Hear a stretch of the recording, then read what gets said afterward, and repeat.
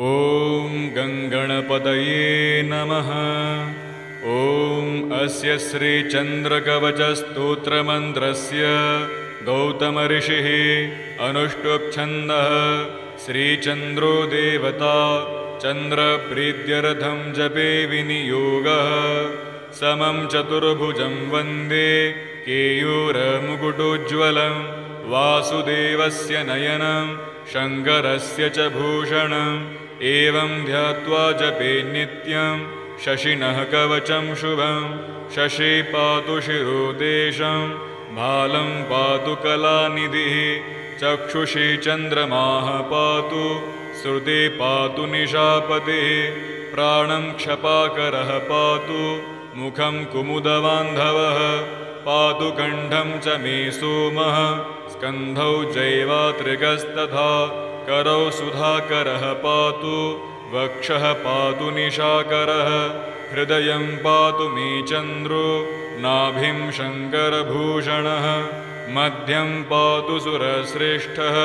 कटिं पातु सुधाकरः। उरु तारापतिः पातु मृगाङ्को जानुनी सदा। अब्धिजः पातु मे जङ्घे पातु पादौ विधुः सदा। सर्वाण्यन्यानि चाङ्गानि पातु चन्द्रोऽखिलं वपुः। एतद्धि कवचं दिव्यं भुक्तिमुक्तिप्रदायकं। यः पठेत् शृणुयाद्वापि सर्वत्र विजयी भवेत्। समं चतुर्भुजं वन्दे केयूरमुकुटोज्ज्वलं वासुदेवस्य नयनं शङ्करस्य च भूषणम्। एवं ध्यात्वा जपे नित्यं शशिनः कवचं शुभं। शशि पातु शिरोदेशं भालं पातु कलानिधिः। चक्षुषी चन्द्रमाः पातु श्रुते पातु निशापतिः। प्राणं क्षपाकरः पातु मुखं कुमुदबान्धवः। पातु कण्ठं च मे सोमः स्कन्धौ जैवात्रिकस्तथा। करौ सुधाकरः पातु वक्षः पातु निशाकरः। हृदयं पातु मे चन्द्रो नाभिं शङ्करभूषणः। मध्यं पातु सुरश्रेष्ठः कटिं पातु सुधाकरः। उरु तारापतिः पातु मृगाङ्को जानुनी सदा। अब्धिजः पातु मे जङ्घे पातु पादौ विधुः सदा। सर्वाण्यन्यानि चाङ्गानि पातु चन्द्रोऽखिलं वपुः। एतद्धि कवचं दिव्यं भुक्तिमुक्तिप्रदायकं। यः पठेत् शृणुयाद्वापि सर्वत्र विजयी भवेत्। समं चतुर्भुजं वन्दे केयूरमुकुटोज्ज्वलं वासुदेवस्य नयनं शङ्करस्य च भूषणम्। एवं ध्यात्वा जपे नित्यं शशिनः कवचं शुभं। शशि पातु शिरोदेशं भालं पातु कलानिधिः। चक्षुषी चन्द्रमाः पातु श्रुते पातु निशापतिः। प्राणं क्षपाकरः पातु मुखं कुमुदबान्धवः। पातु कण्ठं च मे सोमः स्कन्धौ जैवात्रिकस्तथा। करौ सुधाकरः पातु वक्षः पातु निशाकरः। हृदयं पातु मे चन्द्रो नाभिं शङ्करभूषणः। मध्यं पातु सुरश्रेष्ठः कटिं पातु सुधाकरः। उरु तारापतिः पातु मृगाङ्को जानुनी सदा। अब्धिजः पातु मे जङ्घे पातु पादौ विधुः सदा। सर्वाण्यन्यानि चाङ्गानि पातु चन्द्रोऽखिलं वपुः। एतद्धि कवचं दिव्यं भुक्तिमुक्तिप्रदायकं। यः पठेत् शृणुयाद्वापि सर्वत्र विजयी भवेत्। समं चतुर्भुजं वन्दे केयूरमुकुटोज्ज्वलं वासुदेवस्य नयनं शङ्करस्य च भूषणम्। एवं ध्यात्वा जपे नित्यं शशिनः कवचं शुभं। शशि पातु शिरोदेशं भालं पातु कलानिधिः। चक्षुषी चन्द्रमाः पातु श्रुते पातु निशापतिः। प्राणं क्षपाकरः पातु मुखं कुमुदबान्धवः पातु कण्ठं च मे सोमः स्कन्धौ जैवात्रिकस्तथा करौ सुधाकरः पातु वक्षः पातु निशाकरः हृदयं पातु मे चन्द्रो नाभिं शङ्करभूषणः मध्यं पातु सुरश्रेष्ठः कटिं पातु सुधाकरः उरुतारापतिः पातु मृगाङ्को जानुनी सदा अब्धिजः पातु मे जङ्घे पातु पादौ विधुः सदा सर्वाण्यन्यानि चाङ्गानि पातु चन्द्रोऽखिलं वपुः एतद्धि कवचं दिव्यं भुक्तिमुक्तिप्रदायकं यः पठेत् शृणुयाद्वापि सर्वत्र विजयी भवेत् समं चतुर्भुजं वन्दे केयूरमुकुटोज्ज्वलं वासुदेवस्य नयनं शङ्करस्य च भूषणम् एवं ध्यात्वा जपे नित्यं शशिनः कवचं शुभं शशि पातु शिरोदेशं भालं पातु कलानिधिः चक्षुषी चन्द्रमाः पातु श्रुते पातु निशापतिः प्राणं क्षपाकरः पातु मुखं कुमुदबान्धवः पातु कण्ठं च मे सोमः स्कन्धौ जैवात्रिकस्तथा करौ सुधाकरः पातु वक्षः पातु निशाकरः हृदयं पातु मे चन्द्रो नाभिं शङ्करभूषणः मध्यं पातु सुरश्रेष्ठः कटिं पातु सुधाकरः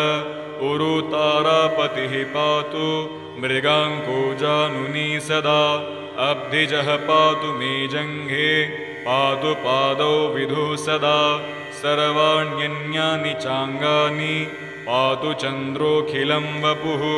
एतद्धि कवचं दिव्यं भुक्तिमुक्तिप्रदायकं यः पठेत् शृणुयाद्वापि सर्वत्र विजयी भवेत् समं चतुर्भुजं वन्दे केयूरमुकुटोज्ज्वलं वासुदेवस्य नयनं शङ्करस्य च भूषणम् एवं ध्यात्वा जपे नित्यं शशिनः कवचं शुभं शशि पातु शिरोदेशं भालं पातु कलानिधिः चक्षुषी चन्द्रमाः पातु श्रुते पातु निशापतिः प्राणं क्षपाकरः पातु मुखं कुमुदबान्धवः पातु कण्ठं च मे सोमः स्कन्धौ जैवात्रिकस्तथा करौ सुधाकरः पातु वक्षः पातु निशाकरः हृदयं पातु मे चन्द्रो नाभिं शङ्करभूषणः मध्यं पातु सुरश्रेष्ठः कटिं पातु सुधाकरः उरुतारापतिः पातु मृगाङ्को जानुनी सदा अब्धिजः पातु मे जङ्घे पातु पादौ विधुः सदा सर्वाण्यन्यानि चाङ्गानि पातु चन्द्रोऽखिलं वपुः एतद्धि कवचं दिव्यं भुक्तिमुक्तिप्रदायकं यः पठेत् शृणुयाद्वापि सर्वत्र विजयी भवेत् समं चतुर्भुजं वन्दे केयूरमुकुटोज्ज्वलं वासुदेवस्य नयनं शङ्करस्य च भूषणम् एवं ध्यात्वा जपे नित्यं शशिनः कवचं शुभं शशि पातु शिरोदेशं भालं पातु कलानिधिः चक्षुषी चन्द्रमाः पातु श्रुते पातु निशापतिः प्राणं क्षपाकरः पातु मुखं कुमुदबान्धवः पातु कण्ठं च मे सोमः स्कन्धौ जैवात्रिकस्तथा करौ सुधाकरः पातु वक्षः पातु निशाकरः हृदयं पातु मे चन्द्रो नाभिं शङ्करभूषणः मध्यं पातु सुरश्रेष्ठः कटिं पातु सुधाकरः उरुतारापतिः पातु मृगाङ्को जानुनी सदा अब्धिजः पातु मे जङ्घे पातु पादौ विधुः सदा सर्वाण्यन्यानि चाङ्गानि पातु चन्द्रोऽखिलं वपुः एतद्धि कवचं दिव्यं भुक्तिमुक्तिप्रदायकं यः पठेच्छृणुयद्वापि सर्वत्र विजयी भवेत्। समं चतुर्भुजं वन्दे केयूरमुकुटोज्ज्वलं वासुदेवस्य नयनं शङ्करस्य च भूषणम् एवं ध्यात्वा जपे नित्यं शशिनः कवचं शुभं शशि पातु शिरोदेशं भालं पातु कलानिधिः चक्षुषी चन्द्रमाः पातु श्रुते पातु निशापतिः प्राणं क्षपाकरः पातु मुखं कुमुदबान्धवः पातु कण्ठं च मे सोमः स्कन्धौ जैवात्रिकस्तथा करौ सुधाकरः पातु वक्षः पातु निशाकरः हृदयं पातु मे चन्द्रो नाभिं शङ्करभूषणः मध्यं पातु सुरश्रेष्ठः कटिं पातु सुधाकरः उरुतारापतिः पातु मृगाङ्को जानुनी सदा अब्धिजः पातु मे जङ्घे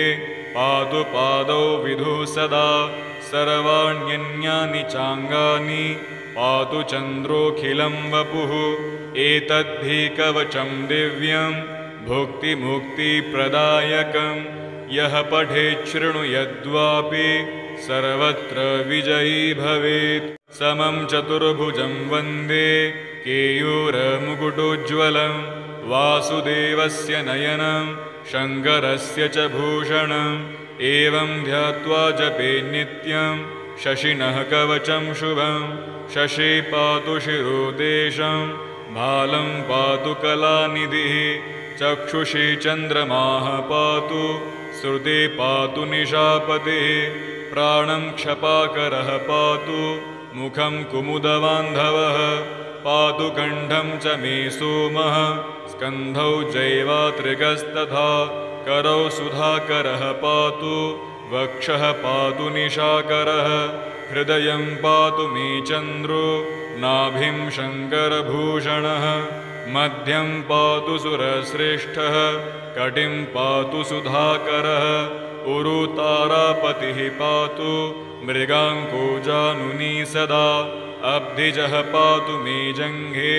पातु पादौ विधुः सदा सर्वाण्यन्यानि चाङ्गानि पातु चन्द्रोऽखिलं वपुः एतद्धि कवचं दिव्यं भुक्तिमुक्तिप्रदायकं यः पठेच्छृणुयद्वापि सर्वत्र विजयी भवेत्। समं चतुर्भुजं वन्दे केयूरमुकुटोज्ज्वलं वासुदेवस्य नयनं शङ्करस्य च भूषणम् एवं ध्यात्वा जपे नित्यं शशिनः कवचं शुभं शशि पातु शिरोदेशं भालं पातु कलानिधिः चक्षुषी चन्द्रमाः पातु श्रुते पातु निशापतिः प्राणं क्षपाकरः पातु मुखं कुमुदबान्धवः पातु कण्ठं च मे सोमः स्कन्धौ जैवात्रिकस्तथा करौ सुधाकरः पातु वक्षः पातु निशाकरः हृदयं पातु मे चन्द्रो नाभिं शङ्करभूषणः मध्यं पातु सुरश्रेष्ठः कटिं पातु सुधाकरः उरुतारापतिः पातु मृगाङ्को जानुनी सदा अब्धिजः पातु मे जङ्घे पातु पादौ विधुः सदा सर्वाण्यन्यानि चाङ्गानि पातु चन्द्रोऽखिलं वपुः एतद्धि कवचं दिव्यं भुक्तिमुक्तिप्रदायकं यः पठेच्छृणुयद्वापि सर्वत्र विजयी भवेत्। समं चतुर्भुजं वन्दे केयूरमुकुटोज्ज्वलं वासुदेवस्य नयनं शङ्करस्य च भूषणम् एवं ध्यात्वा जपे नित्यं शशिनः कवचं शुभं शशि पातु शिरोदेशं भालं पातु कलानिधिः चक्षुषी चन्द्रमाः पातु श्रुते पातु निशापतिः प्राणं क्षपाकरः पातु मुखं कुमुदबान्धवः पातु कण्ठं च मे सोमः स्कन्धौ जैवात्रिकस्तथा करौ सुधाकरः पातु वक्षः पातु निशाकरः हृदयं पातु मे चन्द्रो नाभिं शङ्करभूषणः मध्यं पातु सुरश्रेष्ठः कटिं पातु सुधाकरः उरुतारापतिः पातु मृगाङ्कोजानुनी सदा अब्धिजः पातु मे जङ्घे पातु पादौ विधु सदा सर्वाण्यन्यानि चाङ्गानि पातु चन्द्रोऽखिलं वपुः एतद्धि कवचं दिव्यं भुक्तिमुक्तिप्रदायकं यः पठेत् शृणुयाद्वापि सर्वत्र विजयी भवेत् समं चतुर्भुजं वन्दे केयूरमुकुटोज्ज्वलं वासुदेवस्य नयनं शङ्करस्य च भूषणम् एवं ध्यात्वा जपे नित्यं शशिनः कवचं शुभं शशि पातु शिरोदेशं भालं पातु कलानिधिः चक्षुषी चन्द्रमाः पातु श्रुते पातु निशापतिः प्राणं क्षपाकरः पातु मुखं कुमुदबान्धवः पातु कण्ठं च मे सोमः स्कन्धौ जैवात्रिकस्तथा करौ सुधाकरः पातु वक्षः पातु निशाकरः हृदयं पातु मे चन्द्रो नाभिं शङ्करभूषणः मध्यं पातु सुरश्रेष्ठः कटिं पातु सुधाकरः उरुतारापतिः पातु मृगाङ्कोजानुनी सदा अब्धिजः पातु मे जङ्घे पातु पादौ विधु सदा सर्वाण्यन्यानि चाङ्गानि पातु चन्द्रोऽखिलं वपुः एतद्धि कवचं दिव्यं भुक्तिमुक्तिप्रदायकं यः पठेत् शृणुयाद्वापि सर्वत्र विजयी भवेत् समं चतुर्भुजं वन्दे केयूरमुकुटोज्ज्वलं वासुदेवस्य नयनं शङ्करस्य च भूषणम् एवं ध्यात्वा जपे नित्यं शशिनः कवचं शुभं शशि पातु शिरोदेशं भालं पातु कलानिधिः चक्षुषी चन्द्रमाः पातु श्रुते पातु निशापतिः प्राणं क्षपाकरः पातु मुखं कुमुदबान्धवः पातु कण्ठं च मे सोमः स्कन्धौ जैवात्रिकस्तथा करौ सुधाकरः पातु वक्षः पातु निशाकरः हृदयं पातु मे चन्द्रो नाभिं शङ्करभूषणः मध्यं पातु सुरश्रेष्ठः कटिं पातु सुधाकरः उरुतारापतिः पातु मृगाङ्कोजानुनी सदा अब्धिजः पातु मे जङ्घे पातु पादौ विधु सदा सर्वाण्यन्यानि चाङ्गानि पातु चन्द्रोऽखिलं वपुः एतद्धि कवचं दिव्यं भुक्तिमुक्तिप्रदायकं यः पठेत् शृणुयाद्वापि सर्वत्र विजयी भवेत् समं चतुर्भुजं वन्दे केयूरमुकुटोज्ज्वलं वासुदेवस्य नयनं शङ्करस्य च भूषणम् एवं ध्यात्वा जपे नित्यं शशिनः कवचं शुभं शशि पातु शिरोदेशं भालं पातु कलानिधिः चक्षुषी चन्द्रमाः पातु श्रुते पातु निशापतिः प्राणं क्षपाकरः पातु मुखं कुमुदबान्धवः पातु कण्ठं च मे सोमः स्कन्धौ जैवात्रिकस्तथा करौ सुधाकरः पातु वक्षः पातु निशाकरः हृदयं पातु मे चन्द्रो नाभिं शङ्करभूषणः मध्यं पातु सुरश्रेष्ठः कटिं पातु सुधाकरः उरुतारापतिः पातु मृगाङ्कोजानुनी सदा अब्धिजः पातु मे जङ्घे पातु पादौ विधु सदा सर्वाण्यन्यानि चाङ्गानि पातु चन्द्रोऽखिलं वपुः एतद्धि कवचं दिव्यं भुक्तिमुक्तिप्रदायकं यः पठेत् शृणुयाद्वापि सर्वत्र विजयी भवेत् समं चतुर्भुजं वन्दे केयूरमुकुटोज्ज्वलं वासुदेवस्य नयनं शङ्करस्य च भूषणम् एवं ध्यात्वा जपे नित्यं शशिनः कवचं शुभं शशी पातु शिरोदेशं भालं पातु कलानिधिः चक्षुषी चन्द्रमाः पातु श्रुते पातु निशापतिः प्राणं क्षपाकरः पातु मुखं कुमुदबान्धवः पातु कण्ठं च मे सोमः स्कन्धौ जैवात्रिकस्तथा करौ सुधाकरः पातु वक्षः पातु निशाकरः हृदयं पातु मे चन्द्रो नाभिं शङ्करभूषणः मध्यं पातु सुरश्रेष्ठः कटिं पातु सुधाकरः उरुतारापतिः पातु मृगाङ्को जानुनी सदा अब्धिजः पातु मे जङ्घे पातु पादौ विधु सदा सर्वाण्यन्यानि चाङ्गानि पातु चन्द्रोऽखिलं वपुः एतद्धि कवचं दिव्यं भुक्तिमुक्तिप्रदायकं यः पठेत् शृणुयाद्वापि सर्वत्र विजयी भवेत् समं चतुर्भुजं वन्दे केयूरमुकुटोज्ज्वलं वासुदेवस्य नयनं शङ्करस्य च भूषणम् एवं ध्यात्वा जपे नित्यं शशिनः कवचं शुभं शशी पातु शिरोदेशं भालं पातु कलानिधिः चक्षुषी चन्द्रमाः पातु श्रुते पातु निशापतिः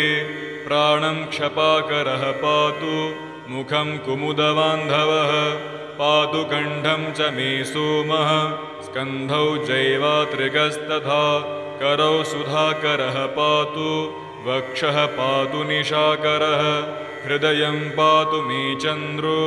नाभिं शङ्करभूषणः मध्यं पातु सुरश्रेष्ठः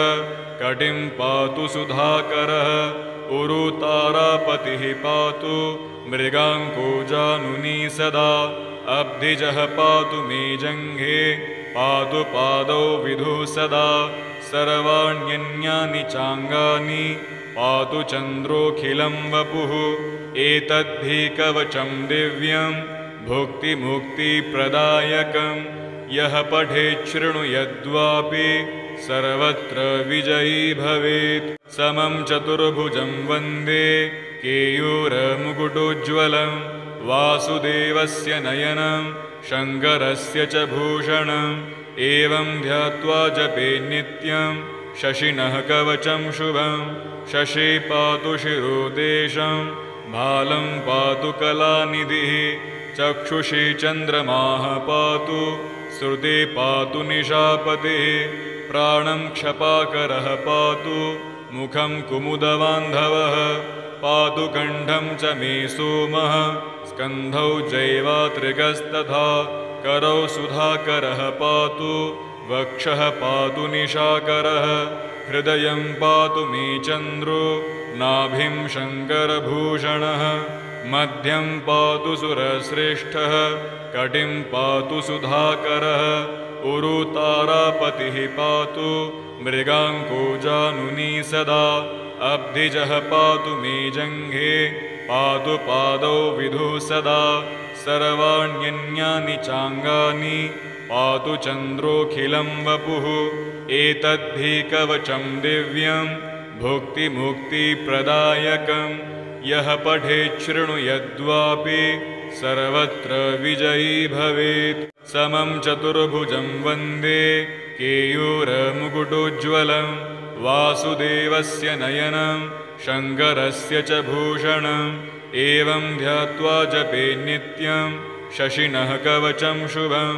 शशी पातु शिरोदेशं भालं पातु कलानिधिः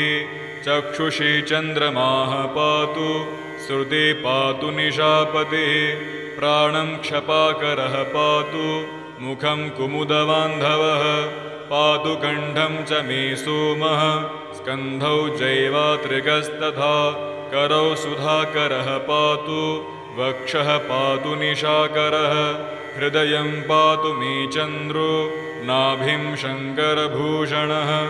मध्यं पातु सुरश्रेष्ठः कटिं पातु सुधाकरः उरुतारापतिः पातु मृगाङ्को जानुनी सदा अब्धिजः पातु मे जङ्घे पातु पादौ विधुः सदा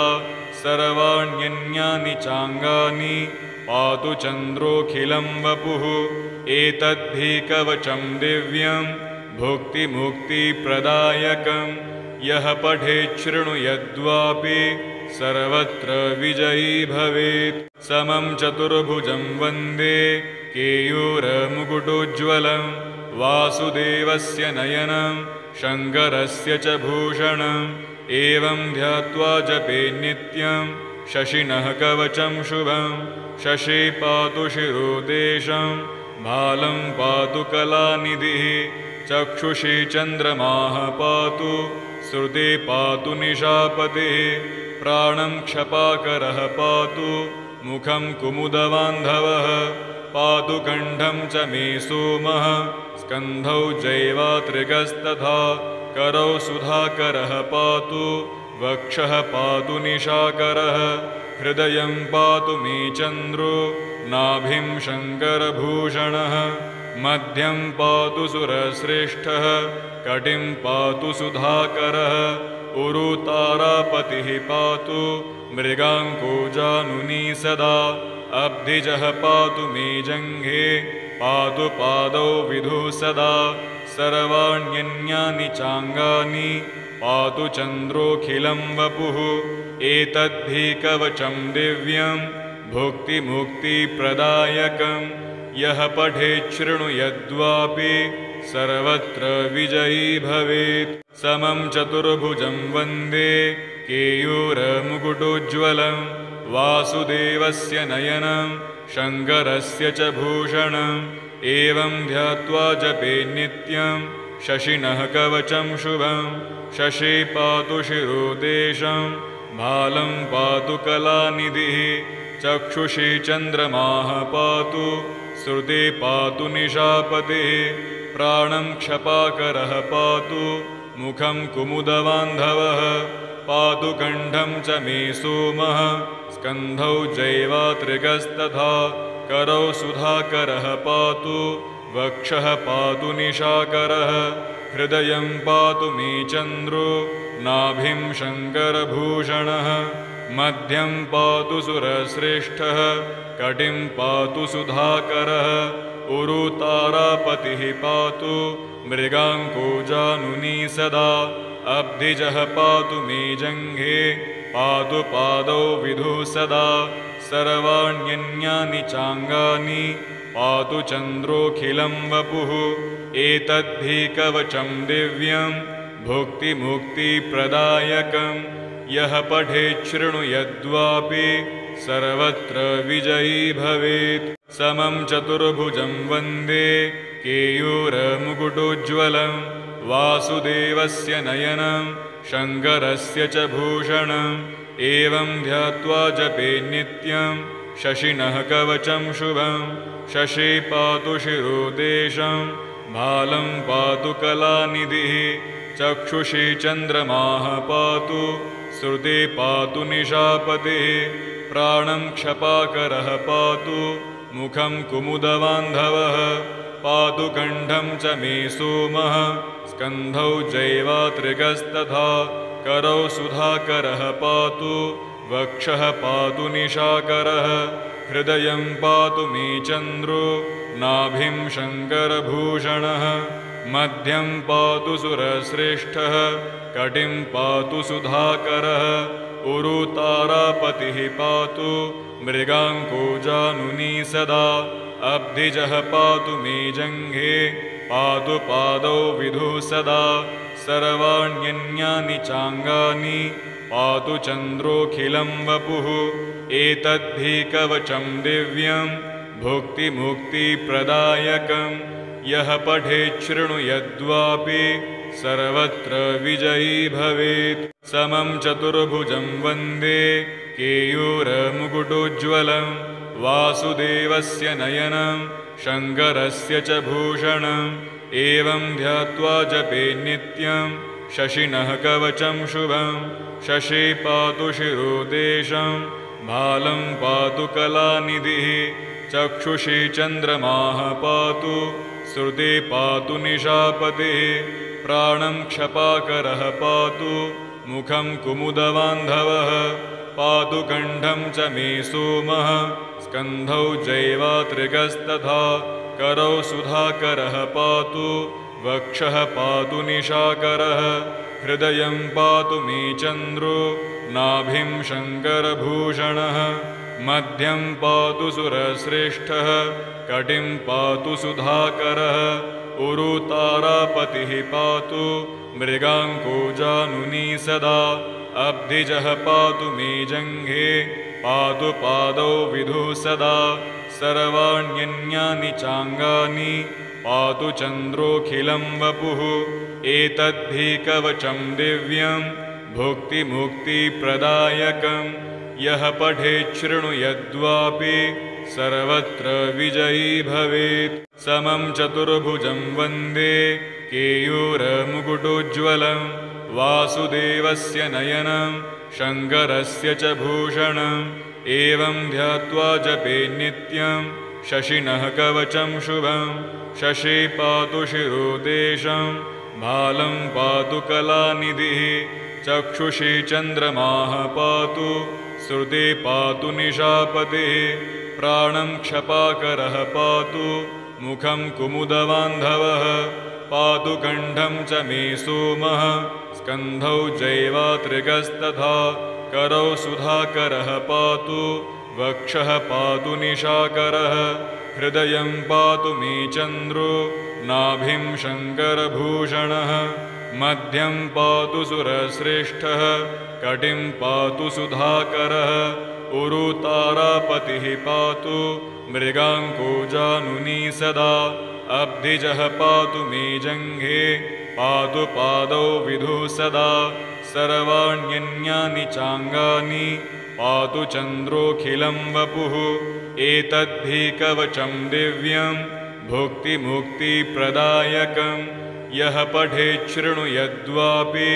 सर्वत्र विजयी भवेत्।